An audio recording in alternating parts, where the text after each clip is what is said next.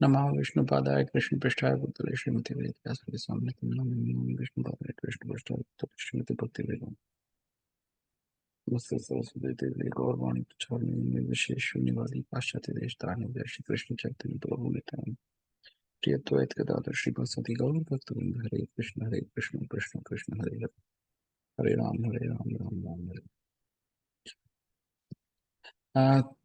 Thank you for joining. Welcome to Bhagavad Gita discussion. हमने 7वें श्लोक तक करा था,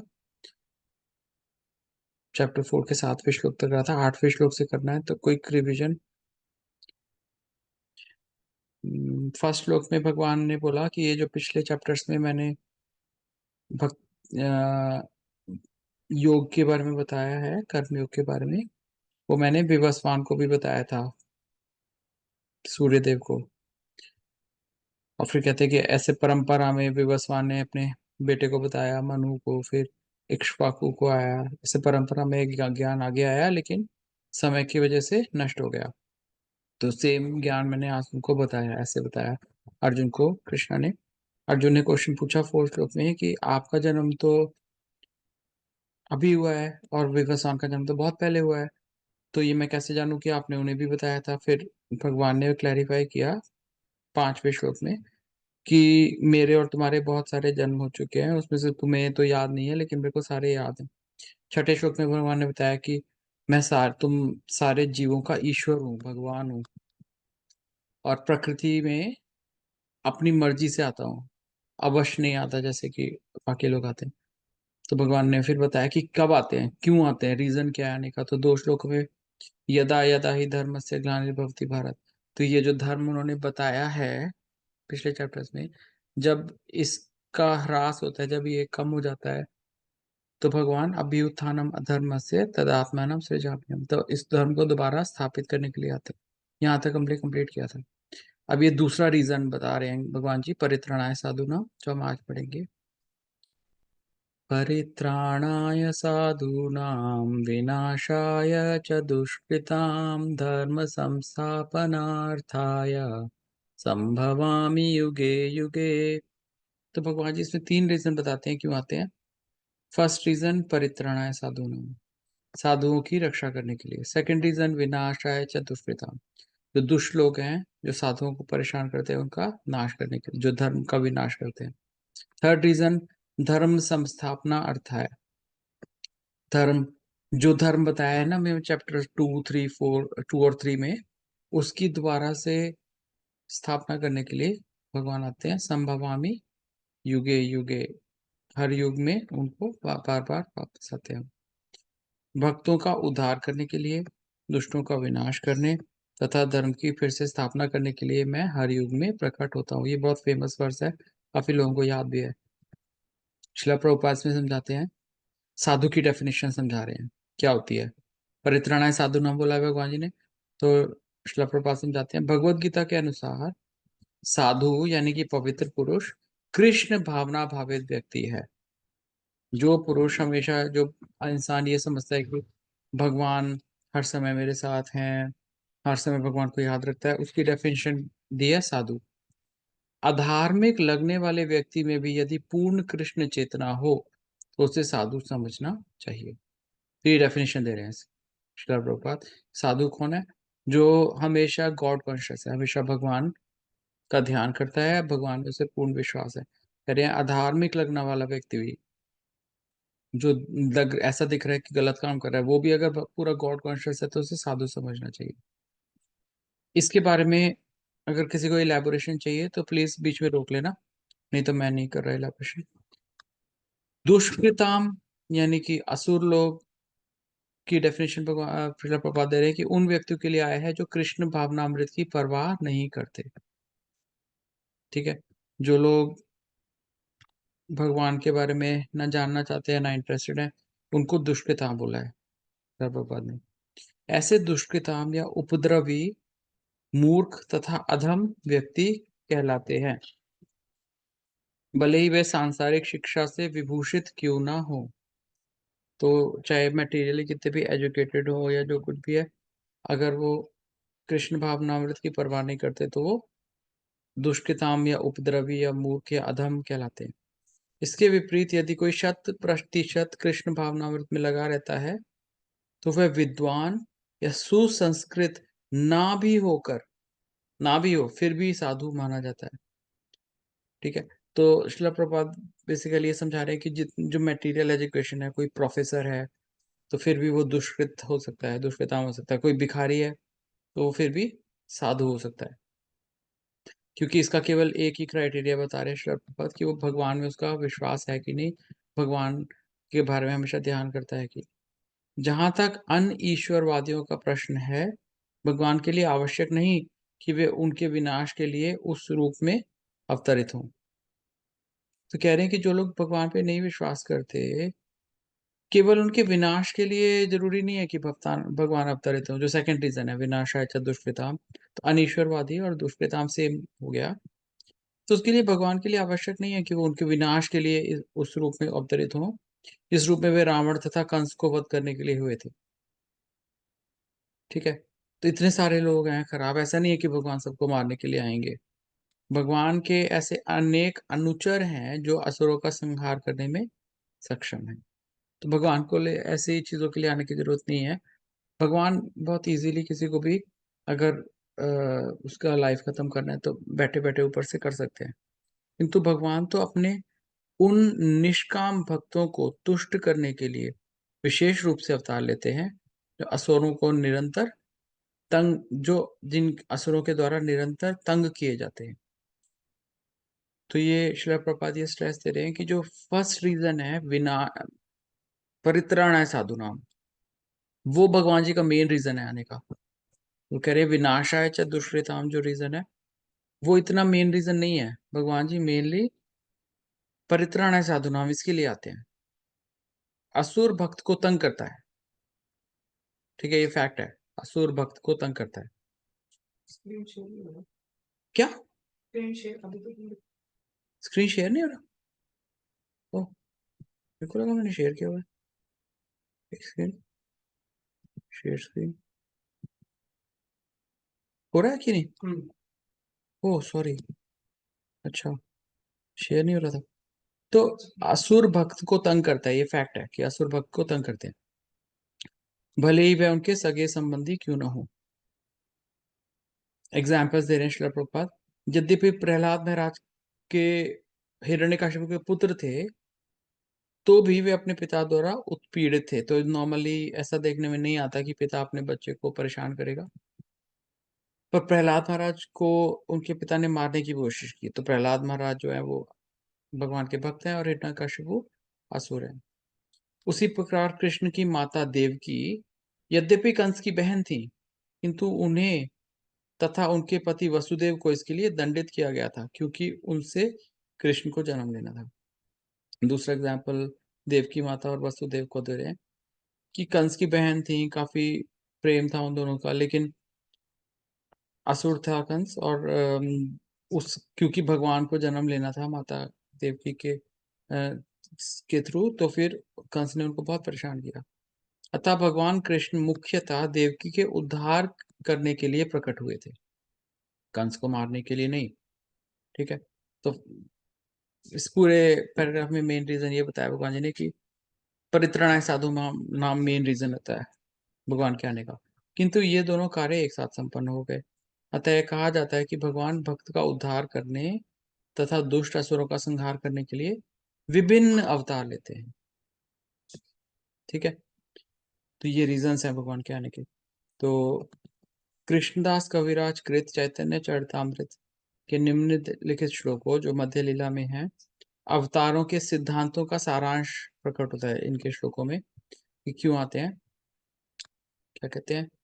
सृष्टि हेतु ए मूर्ति प्रपंचे अवतरे, से ईश्वर मूर्ति अवतार नाम धरे, मायातीत पर व्योमे सबारा अवस्थाना, विश्वे अवतरी धरे अवतार नामा। तो सृष्टि हेतु, सृष्टि करने के लिए ए मूर्ति, कौन सी मूर्ति? भगवान जी। प्रपंचे अवतरे, नीचे उतरते हैं। से ईश्वर मूर्ति अवतार नाम धरे। तो जो अपने नित्य धाम से, स्पिरिचुअल वर्ल्ड से भगवान जब नीचे उतरते हैं मटेरियल वर्ल्ड में, तो उसको अवतार का नाम दिया जाता है। माया अतीत परव्योम में, तो उनका जो धाम है वो माया से दूर है, परव्योम बोलते हैं उसको, सबार अवस्थान, तो वहां से वो नीचे आते हैं। और विश्वे अवतरी, जब इस दुनिया में आएंगे तो उन्हें धरे अवतार नाम। अवतार अथवा ईश्वर का अवतार भगवत धाम से भौतिक प्राकट्य हेतु होता है। तो भगवत धाम में भगवान के अनेक एक्सपेंशन, जिनको कला विशेष बोलते हैं, मौजूद हैं। लेकिन उसमें से भौतिक दुनिया में जब उनमें से कुछ उतरते हैं, सारे नहीं उतरते। फॉर एग्जाम्पल, भगवान की एक्सपेंशन हैं आगे हमारे भगवत गीता में नहीं आएंगी, भागवत जब करेंगे तब आएंगी। तो जैसे विष्णु, और विष्णु के 3 फॉर्म्स, वो भगवान की कलाएं हैं, भगवान के एक्सपेंशन हैं, लेकिन वो अवतार नहीं लेते। विष्णु कभी ऐसे अवतार लेके यहाँ नहीं आते हैं। लेकिन राम जी, नरसिंह देव, वराह देव, ये सब अवतार है। तो ईश्वर का यह विशिष्ट रूप जो इस प्रकार अवतरित होता है, अवतार कहलाता है। ऐसे अवतार भगवत धाम में स्थित रहते हैं। इनके अपने अपने प्लैनेट्स हैं। जब वे भौतिक सृष्टि में उतरते हैं तो उन्हें अवतार कहा जाता है। अवतार कई तरह के होते हैं, यथा पुरुष अवतार, गुण अवतार। 6 तरह के होते हैं बेसिकली: पुरुष अवतार, गुण अवतार, लीला अवतार, शक्तावेश अवतार, मनवंतर अवतार और युग अवतार। तो ये 6 कैटेगरीज हैं अवतारों की। और इसमें ग्रंथों में बताया गया है कि इन सबको मिला के जब हम देखते हैं तो असंख्य अवतार हैं, उनकी गिनती कर पाना ही संभव नहीं है। इन सब इन सब का इस ब्रह्मांड में क्रम अनुसार अवतरण होता है। तो इंपॉर्टेंट वर्ड इज क्रम अनुसार। रेगुलरली आते हैं। राम जी हर युग में आएंगे, वराहदेव हर युग में आएंगे, किंतु भगवान कृष्ण आदि आदि भगवान है और समस्त अवतारों के उद्गम है। श्रील प्रभुपाद बता रहे कि भगवान कृष्ण जो हैं वो ओरिजिनल भगवान है और इन अवतारों के उद्गम है, सोर्स है इनके। रामादिमूर्तिषु कला नियमेन तिष्ठन् नानावतार अकरोत् भुवनेषु किन्तु कृष्णः स्वयं समभवः परमः पुमान्यो गोविन्दमादिपुरुषं तमहं नमामि। ब्रह्म संहिता में हमने पढ़ा था ये श्लोक। कहते हैं राम और ये सारे जो हैं ये कलाएं नीचे आती रहती हैं, लेकिन कृष्णा स्वयं भी आते हैं ऐसे करके। भगवान श्री कृष्ण शुद्ध भक्तों की चिंता दूर करने के लिए विशिष्ट प्रयोजन से अवतार लेते हैं। तो ये भगवान कृष्ण जब खुद आते हैं ना, तो उसका और भी स्पेशल रीजन है, जो उन्हें उनकी मूल वृंदावन लीलाओं के रूप में देखने के लिए उत्सुक रहते हैं। जो ऐसे भक्त हैं जो इस दुनिया में हैं और भगवान की लीलाएं देखना चाहते हैं वृंदावन की, उनको खुश करने के लिए भगवान जी यहाँ पे आते हैं। अतः कृष्ण अवतार का मूल उद्देश्य अपने निष्काम भक्तों को प्रसन्न करना है। ये मेन रीजन है। भगवान का वचन है कि वे प्रत्येक युग में अवतरित होते हैं। इससे सूचित होता है कि वे कलयुग में भी अवतार लेते हैं, क्योंकि भगवान ने बताया संभवामि युगे युगे। तो जैसा कि श्रीमद् भागवत में कहा गया है कि कलयुग के अवतार भगवान चैतन्य महाप्रभु हैं। श्रीमद् भागवत में श्लोक है जिसके अंदर बताया गया है कि कलयुग में चैतन्य महाप्रभु के रूप में भगवान जी आएंगे, जिन्होंने संकीर्तन आंदोलन के द्वारा कृष्ण पूजा का प्रसार किया, पूरे भारत में कृष्ण भावनामृत का विस्तार किया 500 साल पहले। उन्होंने यह भविष्यवाणी की कि संकीर्तन की यह संस्कृति सारे विश्व के नगर नगर और ग्राम ग्राम में फैलेगी। ऐसी भविष्यवाणी की थी चैतन्य महाप्रभु ने। ये मेंशन्ड है चैतन्य चरितामृत में। भगवान चैतन्य को गुप्त रूप में, प्रकट रूप में नहीं, गुप्त रूप में उपनिषदों, महाभारत और भागवत जैसे शास्त्रों के गुह्य अंशों में उनके बारे में इंफॉर्मेशन है कि आएंगे। उनको छन्न अवतार कहा गया है, जो कि छुपे हुए अवतार हैं। वो भगवान, वो ये नहीं दिखाते कि मैं भगवान हूँ, है ना। इस तरह से वर्णित किया गया है इन ग्रंथों में। भगवान कृष्ण के भक्तगण भगवान चैतन्य के संकीर्तन आंदोलन द्वारा अत्यधिक आकर्षित रहते हैं। भगवान का यह अवतार दुष्टों का विनाश नहीं करता, अपितु अपनी अहेतु की कृपा से उनका उद्धार करता है। अहेतु की मतलब जिसमें कोई हेतु नहीं है, जिसका कोई रीजन नहीं है, बिना रीजन के। तो भगवान दुष्टों का नाश नहीं करते इस अवतार में, उनका उद्धार करते हैं। उनको कृष्ण भावनामृत में इंक्लूड कर लेते हैं। सो इस श्लोक में श्रील प्रभुपाद ने अवतारों के बारे में बताया। ये बताया कि विपरीतरणाय साधु नाम मेन रीजन है, और ये भी बताया कि कलयुग में चैतन्य महाप्रभु जो है वो कलयुग के अवतार है। तो फिर नेक्स्ट में श्री भगवान जी कहते हैं, जन्म कर्म च मे दिव्यम एवं यो वेत्ति तत्वतः त्यक्त्वा देहं पुनर्जन्म नेति मामेति सोऽर्जुन। इंपॉर्टेंट वर्ड्स याद करने के लिए, जन्म कर्म च मे दिव्यम। दिव्य का मतलब होता है, इंग्लिश में बोलते हैं डिवाइन। दिव्य मतलब जो इस दुनिया का नहीं है, ऊपर से है। तो जन्म भगवान जी का और जो उनके कर्म है वो दिव्य हैं। एवं यो वेत्ति तत्वतः, इस तरह जो इस चीज को तत्व से जानता है, मानता है, रियलाइज करता है। त्यक्त्वा देहम पुनर्जन्मा, इस देह को त्यागने के बाद पुनर्जन्मा, न इति माम इति सोर्जुना, का पुनर्जन्म नहीं होगा यहाँ पे, भगवान के पास जाएगा वो। हे अर्जुन, जो मेरे आविर्भाव तथा कर्मों की, आविर्भाव मतलब भगवान के प्रकट होना, तिरोभाव मतलब जाना, तो आविर्भाव तथा कर्मों की दिव्य प्रकृति को जानता है, वह इस शरीर को छोड़ने पर इस भौतिक संसार में पुनः जन्म नहीं लेता, अपितु मेरे सनातन धर्म को प्राप्त होता है। तो भगवान के पास जाने का सिंपल तरीका, ये श्लोक अगर हमें याद है, भगवान जी के जन्म और कर्म के बारे में हम डिटेल्ड नॉलेज लेके और उस पर विश्वास करते हैं, तो फिर हम इस दुनिया में वापस नहीं आएंगे। छठे श्लोक में भगवान के दिव्य धाम से उनके अवतरण की व्याख्या हो चुकी है पहले से ही।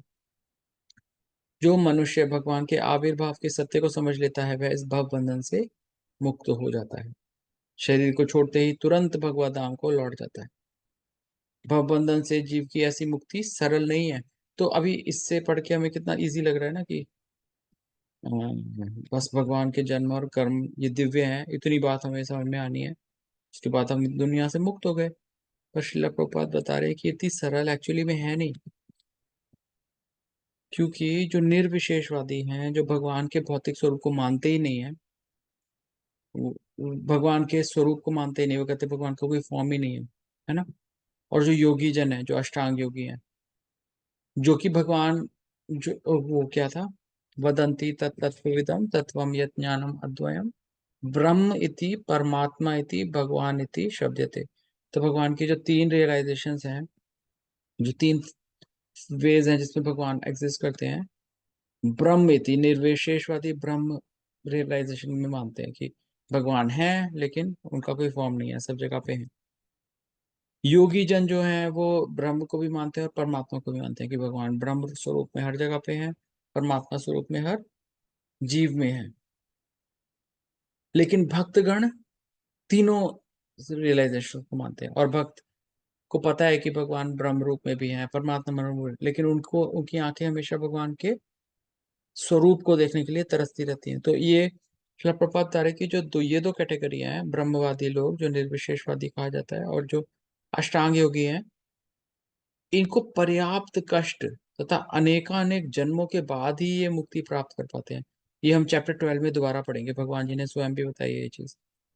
तो अनेकानेक जन्मों के बाद बड़ी मुश्किल से इन दोनों लोगों की मुक्ति संभव हो पाती है। इतने पर भी उन्हें जो मुक्ति मिलती है वो भगवान की निराकार ब्रह्म ज्योति में तादात्म्य में प्राप्त करने के रूप में मिलती है, वह आंशिक होती है।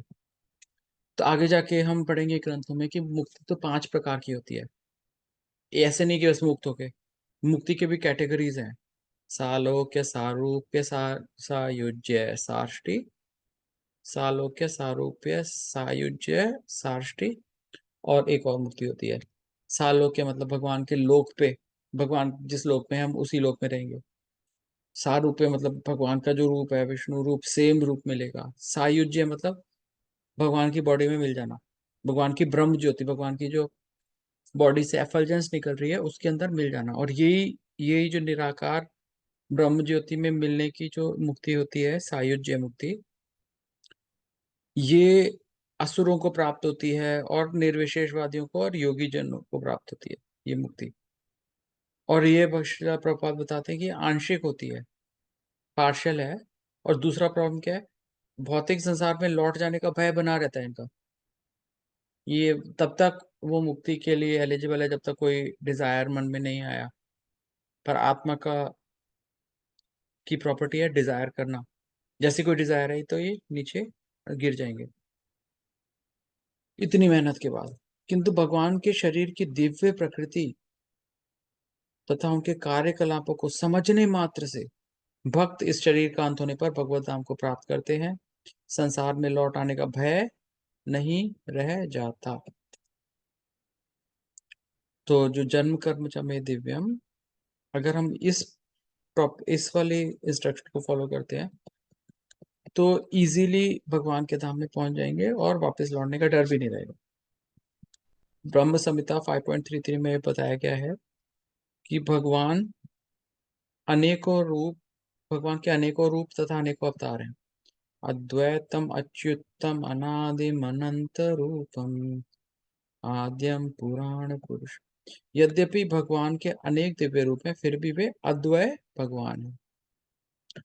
उनके बहुत सारे एक्सपेंशंस हैं, बहुत सारे रूप हैं। उनके विष्णु रूप हैं, उनके नरसिंह देव के रूप हैं, उनके लीला जैसे भी मैंने बताया था 6 तरह के अवतार हैं, 6 कैटेगरीज के। पुरुष अवतार 3 तरह के हैं, विष्णु की 3 कैटेगरीज हैं मेन, और उसके बाद फिर विष्णु की 64 कैटेगरीज भी हैं। इस तरह लीला अवतार हैं, युग अवतार हैं, मनवंतर अवतार हैं। इस तथ्य को विश्वास पूर्ण समझना चाहिए, यद्यपि यह संसारी विद्वानों तथा ज्ञान योगियों के लिए अगम्य है। तो अद्वय हैं भगवान, एक ही है, लेकिन उनकी बहुत सारी एक्सपेंशन हैं। ईशोपनिषद में भगवान जी ने बताया, ये सारा ये मंत्र सबको आता होगा जो भी कोई वैदिक क्रिया करते हैं। कहते हैं ओम पूर्णमिदं पूर्णमदः पूर्णात् पूर्णमुदच्यते पूर्णस्य पूर्णमादाय पूर्णमेवावशिष्यते। कह रहे हैं कि भगवान पूर्ण है, भगवान के अंदर से जो एक्सपेंशंस निकलते हैं वो भी पूर्ण है, भगवान के अंदर से जो भी चीज निकल रही है वो पूर्ण है।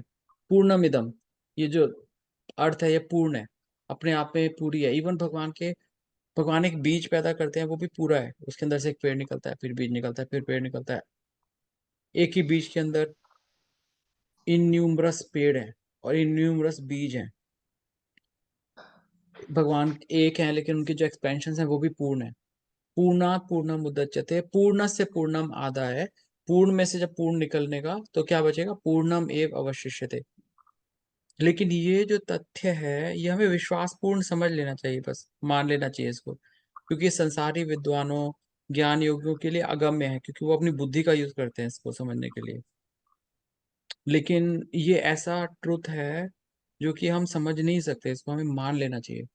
जैसे कि वेदों में पुरुष बोधनी उपनिषद में क्या कहा गया है, एको देवो नित्य लीलानुरक्तो भक्त व्यापी हृदय अंतरात्मा। एक भगवान अपने निष्काम भक्तों के साथ अनेकानेक दिव्य रूपों में सदैव संबंधित रहते हैं। हमारी डिजायर के अनुसार हम जिस तरह से भगवान को चाहते हैं, भगवान अपने अलग अलग रूप हमें दिखा सकते हैं। ओके।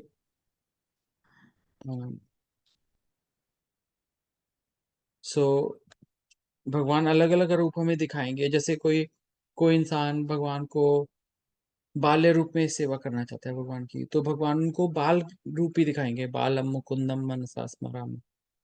और कोई भगवान की दास्य रूप में सेवा करना चाहता है तो राम जी राम जी जो है भगवान राम, उनकी दास्य रूप में सेवा इजीली की जा सकती है, या विष्णु भगवान की दास्य रूप में सेवा की जा सकती है। तो इसलिए भगवान अपने भक्तों की डिजायर के हिसाब से अपने उनको वो पर्टिकुलर रूप दिखाते हैं। इस वेद वचन की स्वयं भगवान ने गीता के श्लोक में पुष्टि करी है। तो जो अभी हमें अभी श्लोक बताया है, जन्म कर्म समय दिव्य, उसकी पुष्टि ये जो वेदों में लिखा हुआ है, इसकी पुष्टि भगवान ने श्लोक में करी है, जो इस सत्य को वेद तथा भगवान के प्रमाण के आधार पर स्वीकार करता है। ठीक है, उसमें ज्यादा डिस्कशन में, शुष्क चिंतन में समय नहीं गवाता, वह मुक्ति की चरम सिद्धि प्राप्त करता है। उसमें मेन पॉइंट श्रील प्रभुपाद बता रहे हैं कि भाई इसको अपनी बुद्धि से समझ पाना पॉसिबल नहीं है, क्योंकि हमारी बुद्धि बहुत छोटी है। इस सत्य को हमें भगवान के प्रमाण, भगवान ने बोल दिया तो हमने मान लिया, बस ऐसे, या वेदों में लिखा हुआ है तो हमने मान लिया, ऐसे हमें स्वीकार करना चाहिए। इस सत्य को श्रद्धा पूर्वक स्वीकार करने से मनुष्य निश्चित रूप से मुक्ति लाभ कर सकता है। शिल प्रपात कितने दयालु हैं, वो हमें बता रहे हैं कि ये जो श्लोक है, ऐसे जिसको रट लो और इसको मान लो और आपकी मुक्ति हो जाएगी, सिंपल। नहीं तो चिंतन करते रहो उस पे, उसके डिस्कशन करते रहो, ये कैसे हो सकता है, कैसे हो सकता है, और फिर पता नहीं कहाँ पहुंचेंगे, क्या होने वाला है, नोबडी नोस। इस प्रसंग में वैदिक वाक्य तत्वम तत्त्वम असि लागू होता है। तो वेदों में एक एफोरिज्म है, तत्त्वम असि, मतलब तत् मतलब वो भगवान, त्वम मतलब आप हो, वो भगवान आप हो। जो कोई भगवान कृष्ण को परब्रह्म करके जानता है, उनसे यह कहता है कि आप वही परब्रह्म श्री भगवान हैं, तत् त्वम असि। तो भक्त कहता है तत् त्वम असि, और जो निर्विशेष ब्रह्मवादी होते हैं वो कहते हैं अहम ब्रह्मास्मि। रावण कहता था अहम ब्रह्मास्मि, मतलब मैं ही ब्रह्म। ओके, विच इज करेक्ट, क्योंकि ब्रह्म का मतलब जो इस कॉन्सेप्शन में है कि वो स्पिरिट है, लेकिन भगवान पर ब्रह्म है। लेकिन पार्शियल नॉलेज की वजह से वो मायावादी बन जाते हैं और भगवान का अस्तित्व को ही भूल जाते हैं, वो सोचते हैं मैं ही सब कुछ हूँ। इसलिए तत्त्वमसि वाला एफोरिज्म ज्यादा बेटर है अहम ब्रह्मास्मि से, क्योंकि उससे मिसगाइडेड हो सकते हैं। तो वह निश्चित रूप से अविलंब मुक्त हो जाता है। जो इस तरह एक्नॉलेज कर रहा है कि भगवान आप भगवान हैं, नमस्कार, वो अविलंब मुक्त हो जाएगा। फलस्वरूप उसे भगवान की दिव्य संगति की प्राप्ति निश्चित हो जाती है। दूसरे शब्दों में, ऐसा श्रद्धालु व्यक्ति, ऐसा श्रद्धालु भगवत भक्त सिद्धि प्राप्त करता है। की पुष्टि निम्नलिखित वेद वचन से होती है। क्या वेद वचन है? तमेव वेदेत्वाति मृत्युमेति नान्य पंथा विद्यते अयनाय। भगवान को जान लेने से ही मनुष्य जन्म और मृत्यु की मुक्ति से पूर्ण अवस्था प्राप्त कर सकता है। भगवान को जाने बिना नहीं कर सकता है। इस सिद्धि को प्राप्त करने के लिए कोई अन्य विकल्प नहीं। श्वेताश्वर उपनिषद में बताया गया है कि कोई ऐसा अन्य विकल्प नहीं है जो हमें इस पोजीशन तक पहुंचा पाए। अगर हम भगवान श्री कृष्ण को भगवान के रूप में नहीं मानते तो हम तमोगुणी हैं। मधुपात्र को केवल बाहर से चाट कर या भगवत गीता की विद्वता पूर्ण संसारी विवेचना करके मोक्ष प्राप्त नहीं किया जा सकता। तो श्रील प्रभुपाद एग्जाम्पल दे रहे हैं कि जैसे अगर कोई किसी बॉटल में हनी रखा हुआ है, मधु रखा हुआ है, उसके बाहर मक्खियां बैठी रहती हैं, वो कभी उसका टेस्ट नहीं जान पाएंगी, कि रियलाइज नहीं कर पाएंगे ऐसा टेस्ट कैसा है। लेकिन जो मक्खी अंदर जाके उसको चखेगी वो ही जान पाएगी। इसी तरह बिना भक्ति किए, बिना भगवान को भगवान माने, बिना उनकी भक्ति किए हमको कभी ये रियलाइजेशन नहीं हो सकती। It's not possible. तो जो ऐसे विद्वान हैं, जो भगवत गीता की गलत सलत उन्होंने अपने मन से आ, विवेचना करी है, वो कभी मोक्ष प्राप्त नहीं कर सकते हैं। ऐसे शुष्क दार्शनिक भौतिक जगत में महत्वपूर्ण भूमिका निभाने वाले हो सकते हैं। तो ऐसे कई फेमस लोग हैं, इंटेलिजेंट लोग हैं, जिन्होंने भगवत गीता के ऊपर अपने कमेंट्स दिए हैं, कमेंट्री करी है, ट्रांसलेशन करी है। तो वो फेमस हैं, लेकिन वो मुक्ति के अधिकारी नहीं है। ऐसे अभिमानी संसारी विद्वानों को भगवत भक्त की अहेतुकी कृपा की प्रतीक्षा करनी पड़ती है। तो भगवत गीता की विवेचना कर दी, उसको कई कॉपियाँ भी बिक गई, लेकिन वो भगवद गीता का एक्चुअल परपोर्ट ही नहीं समझ पाए और वो मुक्त नहीं होंगे। भगवत भक्त शिला प्रभुपाद जैसे भगवत भक्त की जब तक उन पे कृपा नहीं होगी, जब तक उनकी बात नहीं मानेंगे, सरेंडर नहीं करेंगे, मुक्त नहीं हो पाएंगे। मनुष्य को चाहिए कि श्रद्धा तथा ज्ञान के साथ कृष्ण भावनामृत का अनुशीलन करे। सिद्धि प्राप्त करने का यही उपाय है। तो ये श्लोक हमको इसका परपोर्ट अपने अंदर उतारना चाहिए और बस इसको तथ्य मान के अगर हम चलें तो हमारा जीवन इजीली सफल हो सकता है। ठीक है, अब इसका फ्लो कैसे जा रहा है देखो, इसका फ्लो कैसे जा रहा है इस चैप्टर का। तो पहले अभी हमने शुरू शुरू में देखा था ना कि सारा कुछ कर्मयोग के बारे में बताया, बॉडी सोल के बारे में बताया। भगवान जी ने फिर बोला कि यही सेम चीज मैंने भी भगवान को बताई।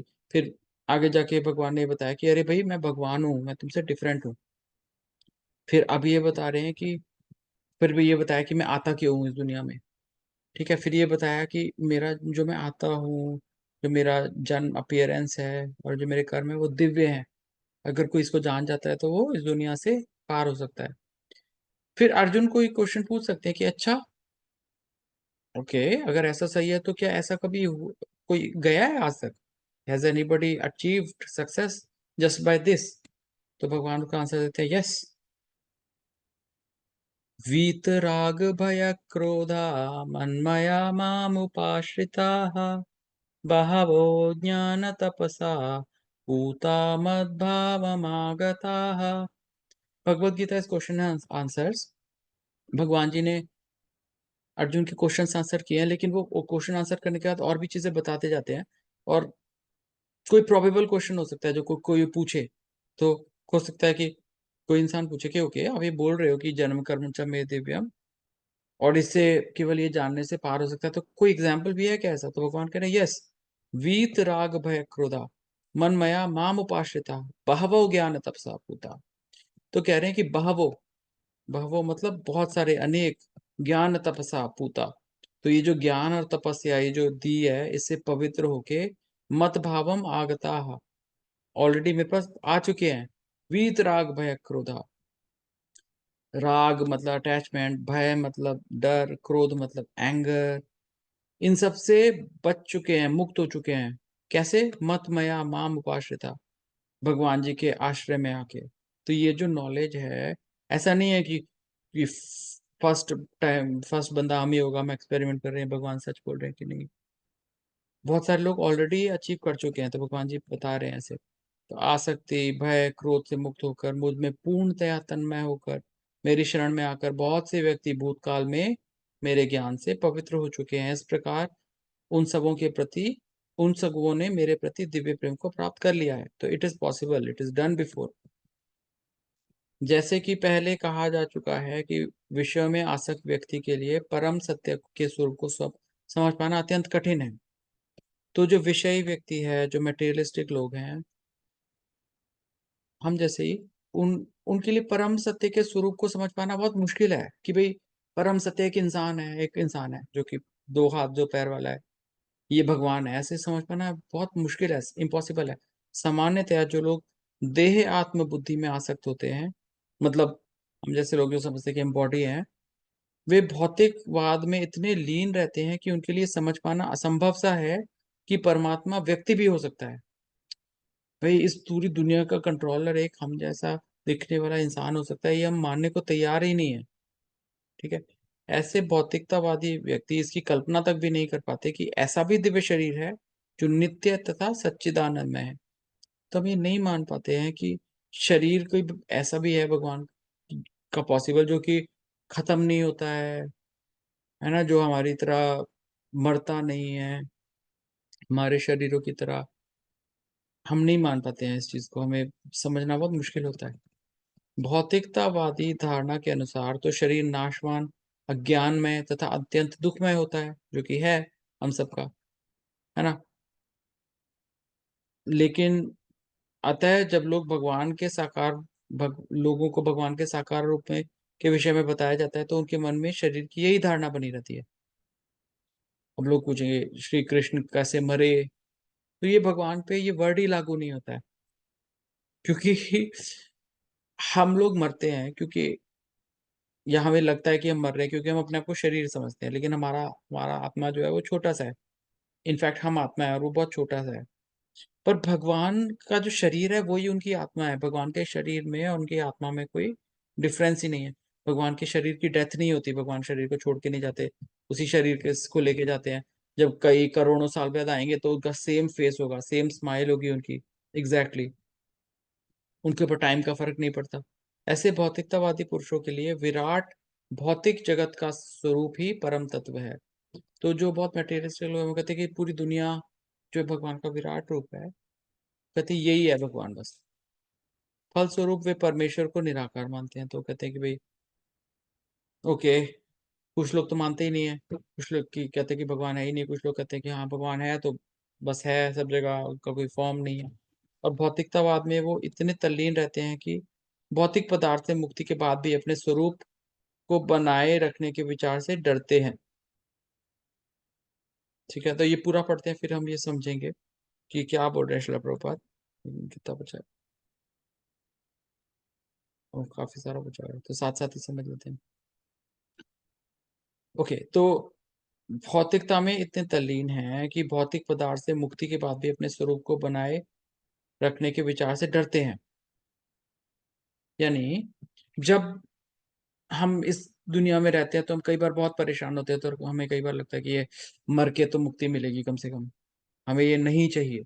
ठीक है, तो हम ये समझ पाते हैं कि दुनिया बहुत दुखमयी जगह है, और जब हम यहाँ से छुटकारा मिलेगा तो हमें ऐसा हमारा कॉन्सेप्शन होता है कि हम, ये दुनिया जैसा कुछ भी नहीं है, हमारा कोई फॉर्म नहीं होगा, कुछ नहीं होगा। ठीक है, तो हम सोचते हैं कि हम वहां पे एस्केप कर जाएंगे, लेकिन अगर हमें ये पता चले कि ओह, एस्केप करना कुछ है ही नहीं, मैं ऐसा नहीं है कि किसी चीज में मिल जाऊंगा फिर मेरा अस्तित्व खत्म हो जाएगा, दैट इज एक फॉल्स आइडिया। तो फिर मेरे को डर लग जाएगा ये सुन के कि है, अरे मैं फिर भी रहूंगा, फिर भी ये सारे प्रॉब्लम्स रहेंगे, ऐसा मेरे को लगेगा। तो लोग इस चीज को मानने को तैयार ही नहीं होते कि मर के मुक्ति पाना ये कोई गलत कॉन्सेप्ट है। जब उन्हें ये बताया जाता है कि आध्यात्मिक जीवन भी व्यक्तिगत तथा साकार होता है, तो वे पुनः व्यक्ति के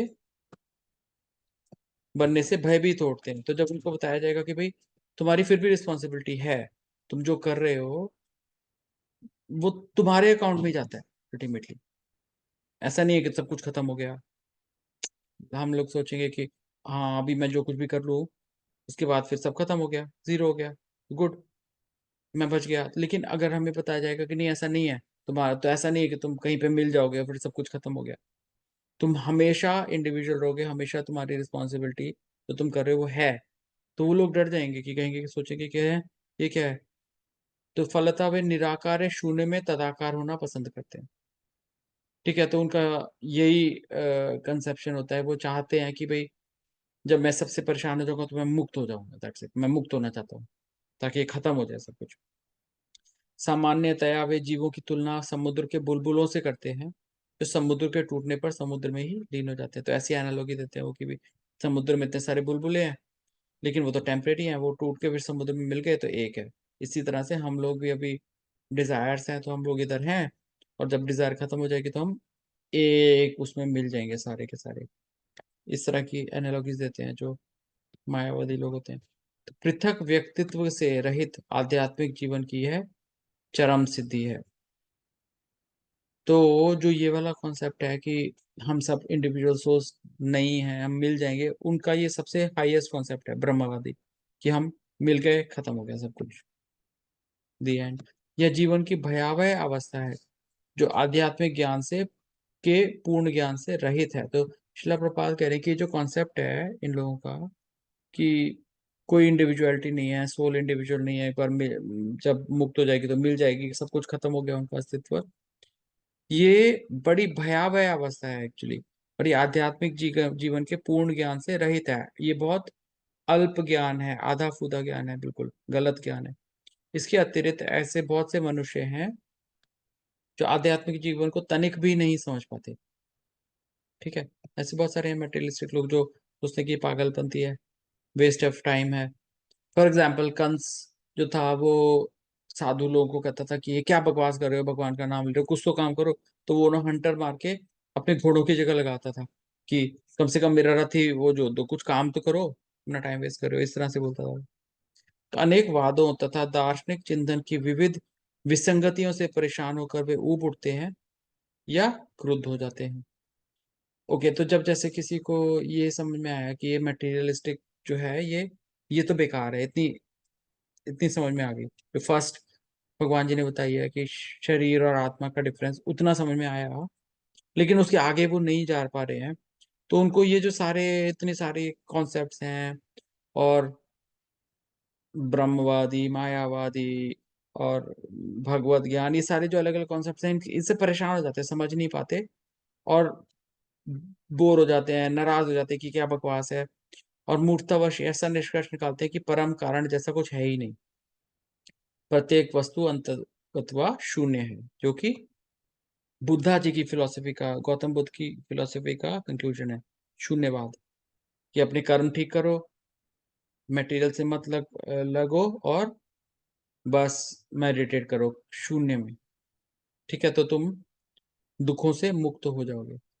तो वो ऐसे लोग इस कंक्लूजन पे पहुंचे, ऐसे लोग जीवन की रुग्ण अवस्था में होते हैं। तो शिला प्रपात कह रहे हैं कि ये जो लोग हैं, जो शून्य में या ब्रह्मवाद में, ये रुग्ण अवस्था में है।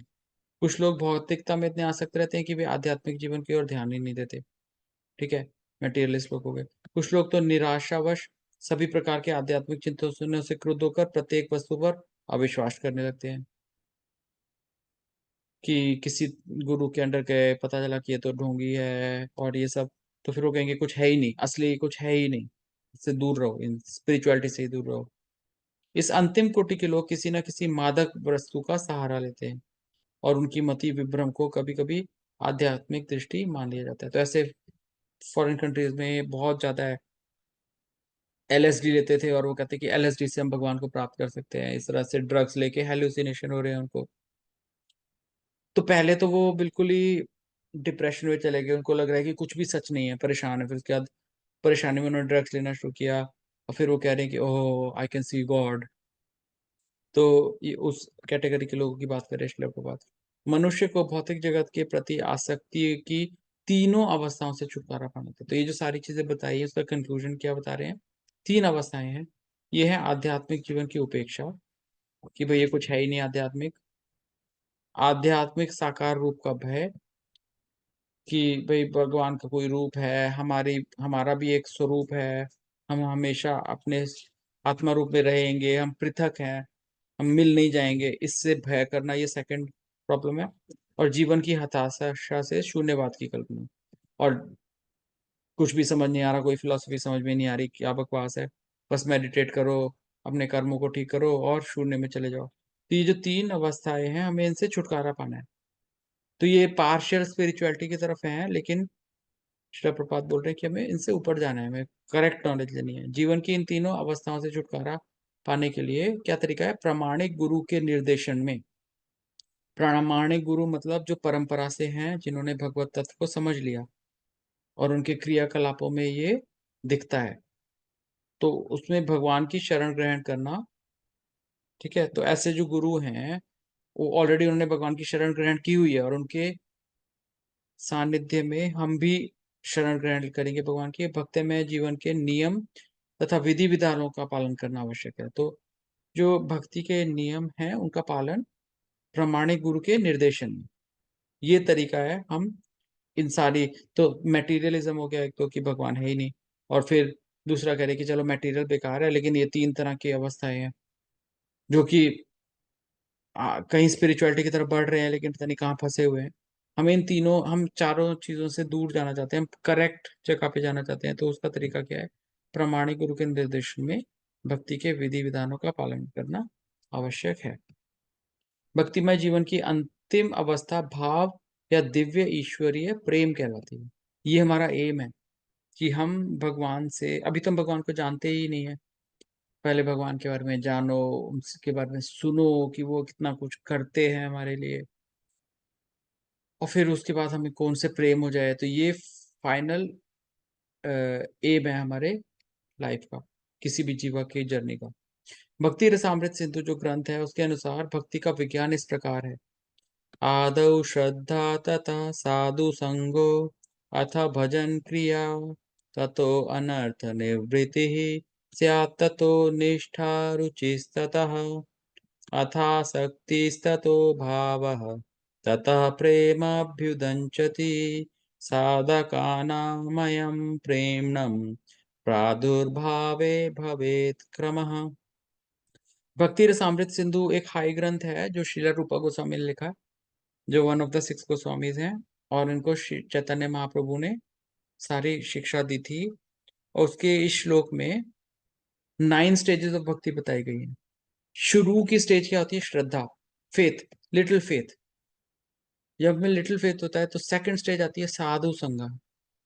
हम जो भगवान के भक्त हैं उनके साथ हम संग करते हैं। और क्या करते हैं भगवान के उनके संग करके? भजन क्रिया, भगवान के नामों का भजन करते हैं, भगवान की लीलाओं का भजन करते हैं। हरे कृष्ण महामंत्र का जाप भी उसी के अंदर आएगा। तो ये तीसरी स्टेज है भजन क्रिया। उससे क्या होता है? ततो अनर्थ निवृत्ति। जब हम भजन क्रिया साधु संग में अच्छे से करते हैं उनसे सीख के, तो अनर्थ निवृत्ति होती है। अनर्थ निवृत्ति मतलब हमारे जीवन में जो अनर्थ, अनर्थ का मतलब होता है जिसका कोई अर्थ नहीं है, हम कर रहे हैं। फॉर एग्जाम्पल, पूरे दिन कंप्यूटर पे बिताया, कोई पूछेगा आपने क्या किया? इधर से ब्राउजिंग की, इधर से कुछ ढूंढा, कोई अर्थ निकला, कोई फायदा हुआ जिससे हम बोल सकते हैं कि हमने ये किया? कुछ नहीं हुआ। पूरे दिन फंक्शन में गए या कोई किसी से बात की, अल्टीमेटली कोई पूछा आपने पूरे दिन क्या किया? कुछ है ही नहीं बोलने के लिए। तो ये सारे अनर्थ हैं जिसमें हमारा टाइम वेस्ट हो रहा है। तो जब हम भजन क्रिया करेंगे तो फोर्थ स्टेज आएगा अनर्थ निवृत्ति। फिर स्यात् ततो निष्ठा। तो फिर जब अनर्थ निवृत्ति हो जाती है, ये अनर्थ निकल जाते हैं, हम फालतू चीजों में टाइम वेस्ट करना बंद कर रहे हैं, तो धीरे धीरे हमको निष्ठा आती है। निष्ठा और श्रद्धा में क्या फर्क है? श्रद्धा कोमल होती है, श्रद्धा मतलब फेथ, और निष्ठा मतलब स्ट्रॉन्ग फेथ। उसके बाद जब निष्ठा आ गई एक बार, तो फिर हमें कोई हिला नहीं सकता उससे, है ना। चाहे पूरी दुनिया एक तरफ हो जाए और बोले कि ये सब बकवास है, आप भगवान का नाम लेते हो, इससे कुछ नहीं होने वाला है, हम फिर भी हिल नहीं सकते। प्रहलाद महाराज अकेले थे पूरे राक्षसों के कुल में, पर कोई उनको चेंज नहीं कर पाया। श्रील प्रभुपाद अकेले गए अमेरिका जैसे देश में, जहाँ पे सारे माया मटेरियलिस्टिक लोग थे, और उन्होंने खुद तो नहीं चेंज हुए, वो सारी दुनिया को चेंज कर दिया उन्होंने। ठीक है, निष्ठा, स्ट्रॉन्ग। फिर सिक्स स्टेज क्या है? रुचि तथा। तो अभी अभी हम ये जो सारी चीजें कर रहे हैं, भक्ति के अंगों का पालन करते हैं, गुरु महाराज के कहने पे या शास्त्र के निर्देशन की वजह से कर रहे हैं।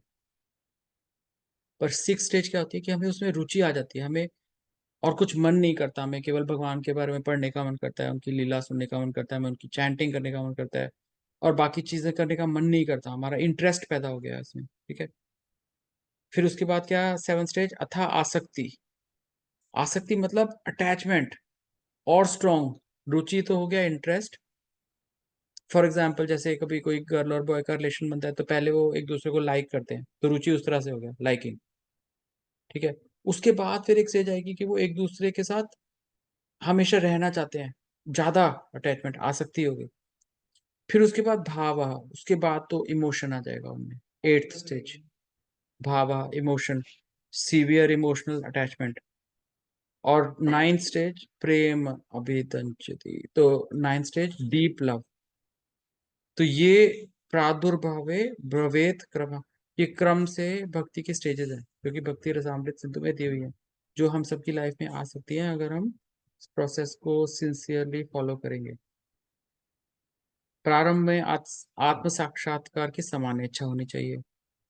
इससे मनुष्य ऐसे व्यक्तियों की संगति करने का प्रयास करता है जो आध्यात्मिक दृष्टि से उठे हुए हैं। अगली अवस्था में गुरु से दीक्षित होकर नवदीक्षित भक्त उनके आदेश अनुसार भक्ति योग प्रारंभ करता है। इस प्रकार सदगुरु के निर्देश में भक्ति करते हुए वह समस्त भौतिक आसक्ति से मुक्त हो जाता है। इससे आत्म साक्षात्कार में स्थिरता आती है, यानी कि ये वाली स्टेज आ गई रु- अ, अ, नहीं, आदव श्रद्धा तथा साधु संग तथा भजन क्रिया तथा अनर्थ निवृत्ति तथा वापस आते हैं निष्ठा। तो निष्ठा की स्टेज आ गई इसमें। तो यहाँ पे निष्ठा की स्टेज आ गई। ठीक है, भगवान की स्थिरता आ गई, स्टेबिलिटी। और फिर भगवान श्री कृष्ण के विषय में श्रवण करने के लिए रुचि विकसित करता है, तो इंटरेस्ट आ गया। रुचि से आगे चलकर आसक्ति उत्पन्न होती है भगवान में, यानी कि डीपर अटैचमेंट, जो भाव में अथवा भगवत प्रेम के प्रथम सोपान में परिपक्व होती है। ठीक है, तो फिर इमोशन आ गया भगवान जी के लिए, जो कि भगवत प्रेम का फर्स्ट पार्ट है, इनिशियल। और फिर फाइनल, ईश्वर के प्रति प्रेम ही जीवन की सार्थकता है, ये फाइनल एम है। तो प्रेम अवस्था में भक्त भगवान की दिव्य प्रेमा भक्ति में निरंतर लीन रहता है। ऐसे बता रहे हैं कि जब ये वाली स्टेज आती है तो हम हमेशा भगवान के अंदर लीन रहेंगे। अतः भक्ति की मंद विधि से प्रामाणिक गुरु के निर्देश में सर्वोच्च अवस्था प्राप्त की जा सकती है। तो भक्ति की स्लो प्रोसेस गुरु के निर्देशन में, उससे हमें फाइनल एम की प्राप्ति हो सकती है। और समस्त भौतिक आसक्ति, व्यक्तिगत आध्यात्मिक स्वरूप के भय तथा शून्यवाद से उत्पन्न हताशा से मुक्त हुआ जा सकता है। जो पहले 3 स्टेजेस बताए थे, 4 स्टेजेस, पहले हो गई मटेरियलिज्म कि हम इसी में इंटरेस्टेड हैं। फिर दूसरी कि ब्रह्मवाद, हम इन इस चीज से हमें डर लगता है कि मुक्ति नहीं है, हम हमेशा अपने एक्शंस के लिए रिस्पॉन्सिबल रहेंगे, ये सब। शून्यवाद, सब चीजों से फ्रस्ट्रेट होकर कह रही कि कुछ भी नहीं है, बस अपने कर्म को ठीक करो। तो ये जो, और फिर हताशा, वो लोग ड्रग्स में चले जाते हैं इन सभी चीजों से। तो जो ड्रग एडिक्ट्स हैं अभी, हाँ ये वाला पॉइंट है ना, श्रील प्रभुपाद फॉरेन कंट्रीज में गए, वहां पर काफी सक्सेसफुल लोग थे, लीडर्स थे, किसी ने भी कृष्णा कॉन्शियसनेस को नहीं लिया। जो शुरू शुरू के लोग थे जिन्होंने श्रील प्रभुपाद की फिलोसफी को माना, वो ड्रग एडिक्ट्स थे। ठीक है, अब कोई सोचे तो ये सोचेगा कि ओह ये तो गिरे हुए लोग हैं, पर एक्चुअली में वो लोग थे जो कि इस सारी मटेरियलिज्म से हताश हो चुके थे। वो उन अमीर लोगों के बच्चे थे जो, अमेरिका ने गलत काम कर रहा था उस टाइम पे, उन्होंने वियतनाम में वॉर किया था। और वो लोगों को पता था, पॉपुलेशन को पता था कि ये गलत काम कर रहा है हमारा देश, पैसे के लिए कर रहा है। और पर दे वर ओके विद इट, क्योंकि उनका फायदा हो रहा है सबका। लेकिन जो बच्चे थे, अमीर लोगों के बच्चे थे, वो देख रहे थे, वो डिsillusioned हो गए। वो सोच रहे हैं कि हमारे फादर मदर कितनी गलत चीज में हैप्पी हैं। तो उन्होंने कहा हमें कुछ भी नहीं चाहिए, हमें ये गंदी चीजें चाहिए ही नहीं। हम we want to make our own life which is away from troubling others. और फिर वो अपने, उन्होंने कहा हम अपने तरीके से करेंगे, तो वो ड्रग एडिक्ट्स बन गए। पर actually they were of materialism, वो मटेरियलिज्म से परेशान हो चुके थे, तो वो एक हायर स्टेज पे थे। और उन्होंने सबसे पहले कृष्णा कॉन्शियसनेस को लिया, फिलोसफी को समझा। और फिर उसके बाद उसमें से बहुत सारे लोग अभी गुरु महाराज हैं, उन्होंने खुद की भी ड्रग्स छोड़ी, पूरी दुनिया की छुड़वाई। तो हाई कैटेगरी है एक तरह से। तो तभी मनुष्य को अंत में भगवान के धाम की प्राप्ति हो सकती है। कब हो सकती है? जब हम प्रामाणिक गुरु के निर्देशन में भक्ति योग के रूल्स एंड रेगुलेशंस का पालन करें। मैं नेक्स्ट देख लेता हूँ, श्लोक कितना लंबा है। ये यथा माम प्रपद्यन्ते,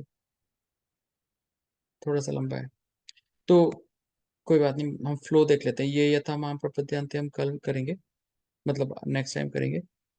हाँ, पर इसका फ्लो कैसे जा रहा है? तो एक सेकेंड, ये यथा माम प्रपद्यन्ते हम बेसिकली कर लेते हैं। तो भगवान कह रहे हैं ये यथा माम प्रपद्यन्ते, जो जिस भाव में मेरे को सरेंडर करता है, ताम तथा एव भजामि हम, मैं भी उसको उसी तरह से भजता हूँ, उसको उसी तरह से रेसिप्रोकेट करता हूँ। मम वर्तमान वर्तनते मनुष्य पार्थ सर्वशः, इवेंचुअली सारे लोग मेरे पाथ का ही अनुसरण करते हैं। लेकिन जो जिस तरह से भगवान को सरेंडर करता है, कोई कहेगा मेरे को भगवान से ये चाहिए तो भगवान को ये देंगे, कोई कहेगा मेरे को भगवान जी ऐसा करना है तो भगवान उसको उस चीज में हेल्प करेंगे। तो फिर अब इसमें अगर हम इसका फ्लो देखें तो क्या हो रहा है, शुरू से तो अभी हमने डिस्कस किया 5 मिनट पहले, लेकिन अगर तो भगवान कह रहे हैं कि मेरे जन्म कर्म दिव्य हैं, ये भी जो भी जान जाएगा तो फिर वो मुक्त हो सकता है इजीली। ठीक है, मेरे पास आएगा सीधा। तो अब कोई क्वेश्चन पूछ सकता है, अर्जुन के मन में आ सकता है कि भाई ऐसा कभी हुआ है, तो हाँ हुआ है। बहुत सारे बहवा मत पूता ज्ञान तपसा पूता मत भावा मगाता। तो फिर अब कोई क्वेश्चन आ सकता है कि ओके, तो फिर ये सारे लोग क्यों नहीं मुक्त होते? अगर इतना इजी है तो ये उल्टी सीधी चीजें क्यों कर रहे हैं? तो फिर भगवान नेक्स्ट सेक्शन में कहते हैं, थर्ड सेक्शन में, ये यथामाम प्रपद्यन्ते, जो जिस भाव से मेरे पास आता है मैं उसका वही उसी तरह फुलफिल करता हूँ। उसके अगले में कहेंगे, कांक्षन्तः कर्मणाम सिद्धिम यजन्ते एह देवता क्षिप्रम ही मानुषे लोके सिद्धिम भवति कर्मजा। तो वो कह रहे हैं कि भगवानों के लोगों के पास बहुत सारी आकांक्षाएं हैं, अपने कर्मों में सिद्धि चाहते हैं वो, कि भाई मेरे को ये चाहिए, मेरे को ये चाहिए, और इसलिए वो देवताओं का पूजन करते हैं। भगवान कह रहे हैं कि वो देवताओं का पूजन करते हैं, ठीक है। और क्षिप्रम ही मानुषे लोके सिद्धिम भवति कर्मजा, और उससे उन्हें जल्दी से सिद्धि मिल जाती है, जो भी वो करना चाहते हैं, उनके अंदर जो भी आकांक्षाएं हैं वो पूरी हो जाती हैं। फिर नेक्स्ट में होएगा चातुर्वर्ण्य में, भगवान कहते हैं कि मैंने अपनी जो जो डिजायर्स हैं लोगों की, उसके हिसाब से मैंने मैंने 4 कैटेगरीज बनाई हैं लोगों की, ह्यूमंस की। चातुर्वर्ण्य में सिस्टम गुण कर्म विभाग की, उनके जो गुण हैं, जिस तरह के काम करते हैं, उसके हिसाब से 4 भागों में उनको बांटा गया। तो यहाँ से डिजायर के बारे में बता रहे हैं। पहले भगवान ने बताया था कि डिजायर होनी नहीं चाहिए हमारे अंदर, केवल भगवान को प्लीज करने की, भगवान की सेवा करने की डिजायर होनी चाहिए, भक्तों को प्लीज करने की, भक्तों को की सेवा करने की डिजायर होनी चाहिए। लेकिन अब यहाँ पे वापस आ रहा है कि भाई वीत राग भय क्रोध, अगर इतना आसान है भगवान को पाना तो लोग क्यों नहीं कर रहे हैं? तो भगवान कह रहे हैं ये तमाम प्रपद्यन्ते, भाई जैसे लोग आते हैं मैं उनको उसी तरह से रेसिप्रोकेट करता हूँ। लोग तो अपनी डिजायर्स पूरी करना चाहते हैं, देवताओं की पूजा कर रहे हैं, तो ठीक है, मैं उनकी डिजायर्स पूरी करता हूँ। सिद्धिम भवति कर्म जा क्षिप्रम ही, क्षिप्रम मतलब जल्दी से उनकी डिजायर्स पूरी हो जाती हैं। फिर कह रहे हैं कि चातुर्वर्ण्यम मया सृष्टम गुण कर्म विभागशः। वो कह रहे हैं कि भाई 4 तरह की मैंने कैटेगरीज बनाई लोगों की, उनके गुणों और कर्म के हिसाब से। नमाम कर्माणि लिम्पन्ति, तो कह रहे हैं इतना सारा मैंने काम किया फिर भी तुम मेरे को करता मत मानो, मैं करता फिर भी नहीं हूँ। नमाम कर्माणि लिम्पन्ति न मे कर्म फलेस पेहा। वो कह रहे हैं कि ना तो मैं कर्मों में लिप्त होता हूँ, ना मेरे को किसी कर्म के फल की इच्छा है। इति माम यो अभिजानाति कर्म भी ना सह बध्यते। जो मेरे को ये जानता है मेरे बारे में कि मैं जो भी कर्म कर रहा हूँ वो अपनी इच्छा से नहीं करता हूँ, वो भी कर्म से नहीं बनता। तो भगवान तो कर्म में कभी बनते ही नहीं है, लेकिन जो भगवान के इसमें जानता है वो भी कभी कर्म से नहीं बनता। तो एवं ज्ञात्वा कृतम कर्मा पूर्वैरपि मुमुक्षु भी, ये जानते हुए लोगों ने इस नॉलेज में ही अपने सारे काम किए कि भगवान को कोई डिजायर नहीं है, जैसे वो जो सारे काम कर रहे हैं ये इस दुनिया के लोगों की डिजायर्स हैं, उनकी वजह से वो काम कर रहे हैं। तो ये जानते हुए जब लोगों ने काम किया, जो मुमुक्षु भी जो मुक्ति पाना चाहते थे, उन्होंने ये जान के इस नॉलेज में काम किया। कुरु कर्म एव तस्मात् त्वं पूर्व पूर्वतरम कृतम। तो तुम भी उसी नॉलेज में कर्म करो कि मैं जो भी काम करता हूँ वो मैं डिजायरलेस हूँ, मैं लोगों की इच्छाओं के हिसाब से उनको फल दे रहा हूँ। किम कर्म किम, फिर ये दोबारा से कर्म के बारे में बताएंगे भगवान जी। तो जब भी चैप्टर 4 हो जाएगा फिर हम इसका फ्लो समझेंगे, क्योंकि ये बहुत इंपॉर्टेंट चैप्टर है, पिवटल चैप्टर है, सेंट्रल चैप्टर है। तो अभी हमने हमें नेक्स्ट 11th वर्स से करना है, 4.11 से। ये भी की मेमोरी वर्स है। तो any discussion, any question? Hare Krishna. Anybody want to ask anything? Okay, अगर कोई भी नहीं है तो फिर हम चैट में तो नहीं है। अगर कोई भी इसमें डिस्कशन करने का पॉइंट नहीं है तो फिर हम नेक्स्ट टाइम मिलेंगे।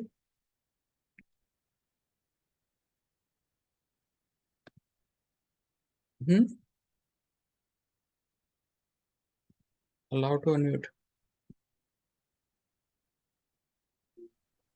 ठीक है, मैं बंद करता हूँ फिर। नेक्स्ट टाइम हम मिलेंगे थैंक यू। 4.11 से,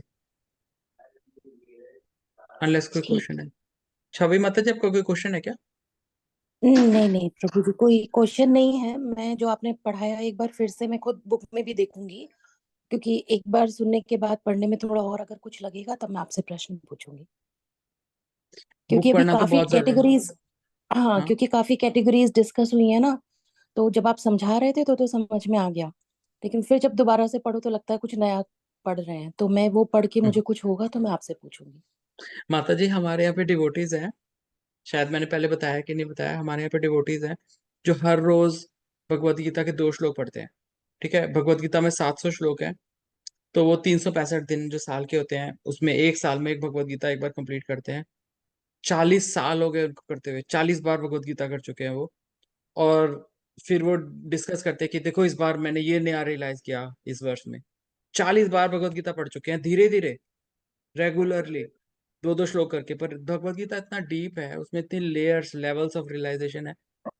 इट इज मुझे भी वेरी। ऐसा ही लगता है प्रभु जी, कि मैं जब पढ़ती हूँ, आप पढ़ाते हैं, उसके बाद देखती हूँ तो मुझे लगता है कि अच्छा ये तो करा नहीं करा खुद ही, तो मुझे लगता है बहुत डीप है। और माता जी, वो मेरे को लोग भी तो ऐसे लगता है। जब मैं पढ़ रहा होता हूँ, मैं आपको पढ़ा क्या रहा हूँ, मेरी कोई औकात नहीं है कि मैं आपको पढ़ाऊँ, पर हम शिला प्रभुपाद की बुक रीड कर रहे हैं, उनकी मर्जी से, भगवान की मर्जी से। तो मैं भी जब पढ़ता हूँ तो मेरे को भी नई नई रियलाइजेशन आती हैं, ऐसे लगता है ये पहली बार पढ़ रहे हैं हम। It is such a beautiful book. Bhagavad Gita जैसा कोई किताब नहीं है इस दुनिया में। भगवत गीता, भागवतम, इनमें कोई एक्चुअली में फर्क नहीं है। भागवत जब हम पढ़ते हैं ना, तो भागवत पढ़ते हुए में भगवत गीता के सारे श्लोक, भागवत पढ़ते हुए मेरे को ऐसे समझ में आता है कि जो सारी नॉलेज उसमें 3 चैप्टर में दी हुई है, उसमें 3 श्लोक में दी हुई है। तो जब हम उसमें ज्यादा टाइम स्पेंड करते हैं तो हमें नई नई चीजें समझ में आती है। लेकिन इस छोटी सी बुद्धि के अंदर पूरी इसकी नॉलेज आ ही नहीं सकती, कैपेसिटी ही नहीं है इसकी। पर हमारा एम सही कह ये है रहे हैं कि, आप। हाँ, हमारा एम ये है कि हमारी बुद्धि के अंदर केवल यही भरा हो, इसके अलावा कुछ ना हो।